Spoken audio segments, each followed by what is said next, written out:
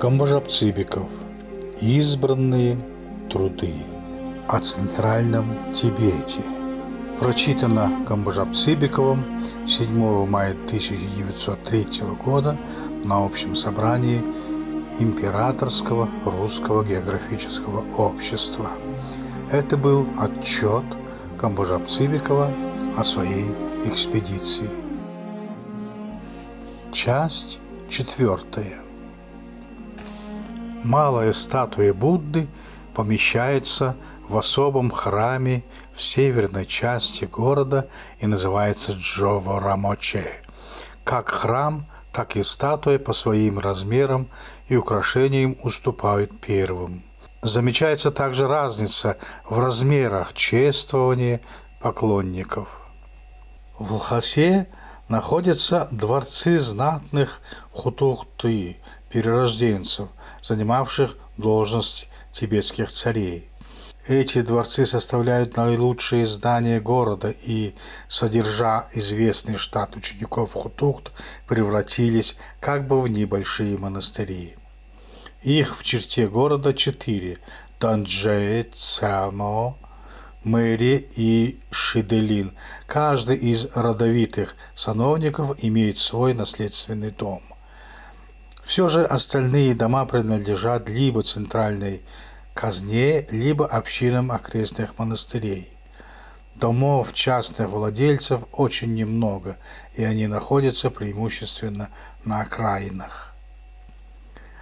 Над всеми этими зданиями царит дворец Далай-ламы Патала, находящийся почти в одной версте на запад от города и построенный на природной скалистой горке. Начало этому дворцу, по преданию, положено вышеупомянутым Сронзонгамбо. Затем он заново отремонтирован с пристройкой главной центральной части по Бранмарбо, Красный дворец, что означает. Во время жизни знаменитого пятого Далай-ламы Агван Лобсон Джамсо, его советником Дэйбой Санджэ Джамсо.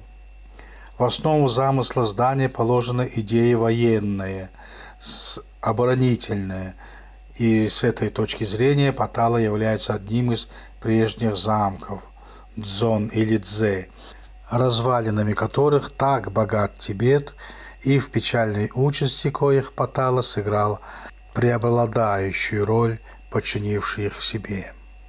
В длину дворец имеет около 200 саженей и в вышину по лицевой стороне 9 или 10 этажей. С 3 сторон, с лицевой и с боков, он окружен стеной, южная сторона коей находится уже под горой. В постройке дворца тибетцы выказали все свое строительное искусство, и в нем находится все ценное в Тибете, примером чего является золотой субурган 5-го Далай-ламы около 4 саженей вышины.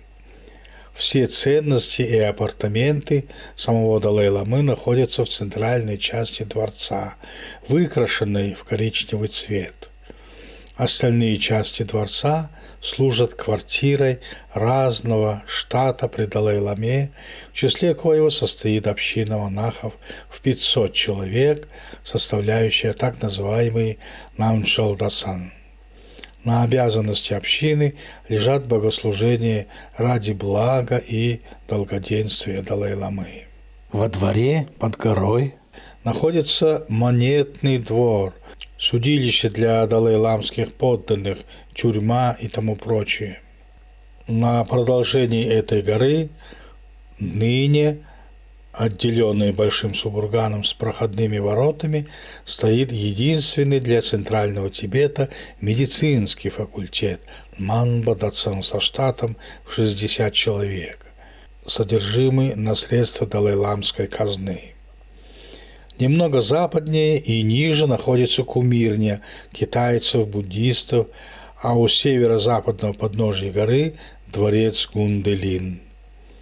В версте на запад от последнего на берегу реки Уй стоит летний дворец Далай-ламы Норбулингха. Кроме этого, в Лхасе помещаются 2 дацана, изучающих мистицизм с духовенством в 1200 человек. Что касается светского населения Лхасы, то оно едва ли превышает 10 тысяч человек, из коих около 2/3 падает на женщин.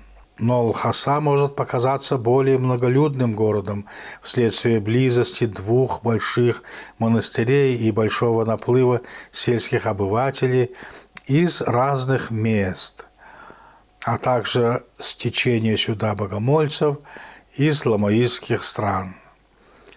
Служа местом центрального управления Тибетом и имея в своих окрестностях многолюдные монастыри, а также привлекая многочисленных богомольцев своими святынями, Лхаса является значительным торговым пунктом, а также посредницей в торговле Индии с Западным Тибетом и Китая с Восточным Тибетом.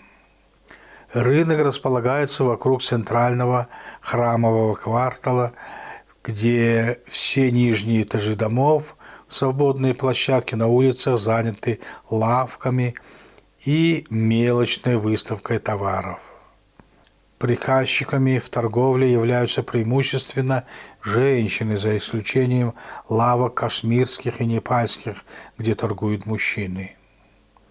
В окрестностях города расположены, как мы упоминали выше, главнейшие монастыри Тибета – Сера, Брайбун и Галдан, известные под общим именем Сербрегосум. Самым большим из них является монастырь Брайбун, произносится Дейбун, расположенный в верстах 10 на северо-запад от Лхасы. Вторым является Сера, находящийся в верстах в 3 на север от нее. Третьим – Галдан, отстоящий от Лхасы в верстах в 30 и расположенный по левую сторону реки Уйчуй на склоне довольно высокой горы Брогри. Все эти монастыри принадлежат одной господствующей секте Дзангхавы и основаны при его жизни в начале XV века.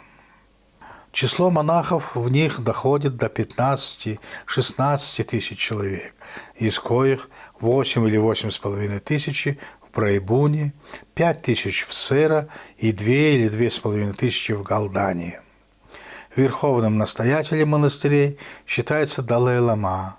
Лишь в Галданском монастыре существует должность наместника Дзангхавы под именем Галданского Золотопрестольного Галдан-Сертиба, должность, учрежденная тотчас после смерти знаменитого основателя советом его ближайших учеников и сподвижников.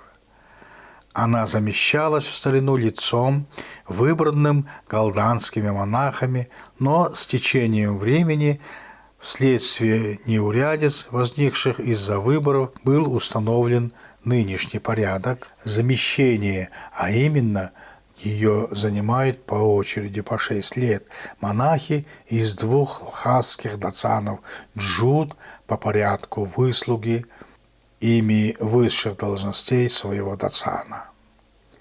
В настоящее время служит уже 85-й наместник Дзангхавы или 86-й настоятель Галдана, считая первым самого реформатора. Каждый из этих монастырей имеет свой устав, свои земельные угодья, и они потому не зависят друг от друга, но преобладающее влияние имеет Брайбунский монастырь по своему богатству и благолюдству, которые, без сомнения, составились как взаимная причина и последствие. Значительную основу такому возвышению, конечно, положило то обстоятельство, что из среды брайбунских монахов возвысились Далай-ламы, которым суждено было вскоре стать во главе духовного и светского правления Центрального Тибета. Ламаистские монастыри, как известно, служат ныне не столько убежищем, отрекшись от мира аскетов, сколько школами для духовенства, начиная от обучения азбуке до высших пределов богословских знаний. Правда, общинная школа начинает сразу с изучения богословия. Первоначальные же знания дети, равно как и взрослые, получают под руководством частных учителей по выбору учащегося. Но всякий, будь то мальчик 5-6 лет или вполне зрелый и даже старый человек, по пострижении считается членом общины и получает содержание, подчиняясь общемонастырскому уставу. Главным предметом является богословская философия, заключающаяся в 5 отделах догматики, составленных индийскими пандитами и переведенных на тибетский язык. В этих отделах уже после Дзонховинской реформы были сделаны различными учеными толкования, которые, как говорят ламы, не различаются между собою по существу, так как все толкователи держались общей идеи учения знаменитого реформатора. В вышеупомянутых монастырях богословие изучается в толкованиях 6 ученых в 7 редакциях, каждая из коих изучается на специальном факультете Дацани, 3 в Брайбуне и по 2 в Сера и Галдане. Помимо богословских дацанов или факультетов, в 2 первых монастырях существует по 1 дацану Агпа, на обязанности коих лежит совершение мистических обрядов и чтение за благополучие монастыря. Духовенство распределено весьма неравномерно по отдельным факультетам монастырей. Например, в Брайбуне на одном факультете 5000 человек, а на другом только 600. Справедливость требует сказать, что монастырские общины заботятся не столько об образовании своих членов, сколько о хлебе насущном. Поэтому всякие почести и ученые степени даются только тем, кто сделает общине пожертвование натурой или деньгами.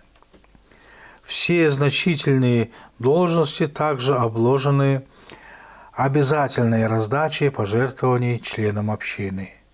Самый главный приток пожертвований исходит от перерожденцев, то есть воплощенцев души какого-нибудь предшественника.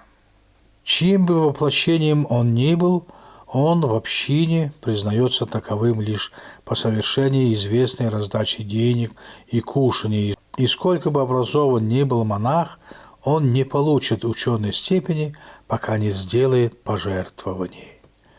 Следовательно, добродетель и ученость там измеряются количеством пожертвований на монастырские общины.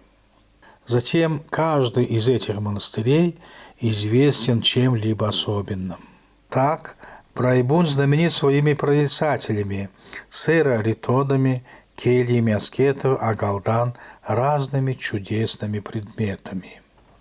Культ прорицателей или оракулов основан, в свою очередь, на культе так называемых чайджонов или хранителей учения. Судя по историческим преданиям, можно заключить, что буддизм, введенный в Тибет в VII веке, не мог здесь прочно развиться, потому что ему трудно было преодолеть народное тяготение к своим прежним божествам, с которыми народ так свыкся, и которые были тем дороги, что созданы им самим.